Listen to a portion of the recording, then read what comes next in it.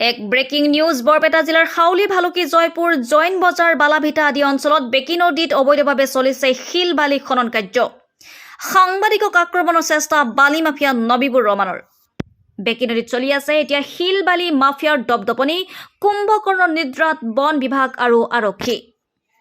এই অবৈধ শিল বালি খনন ফলত বাৰিষা কালত সাংঘাতিকভাৱে নদীত গৰাখহনীয়াৰ সৃষ্টি হয়, যাৰ ফলত হাজাৰ হাজাৰ পৰিয়ালৰ ঘৰ বাৰী নদীৰ বুকুত যা যায়। আৰু এই অবৈধ খনন কাৰ্যৰ লগত জড়িত হৈ আছে হাউলি অঞ্চলৰ নবীবুৰ ৰহমান, ৰাতুল, গিয়াছ চকে আদি কৰি আৰু বহুকেইজন মাফিয়া। পৰৱৰ্তী সময়ত আমি এক বিশেষ প্ৰতিবেদনত তথ্য আৰু ছবি সহকাৰে ফাদিল কৰিবলৈ চেষ্টা কৰিম আৰু কোন কোন লোক এই নদীৰ ওপৰত এইদৰে অবৈধভাৱে শিল বালি ইত্যাদি খনন কৰি আহিছে। চাওক এই ৰিপৰ্ট।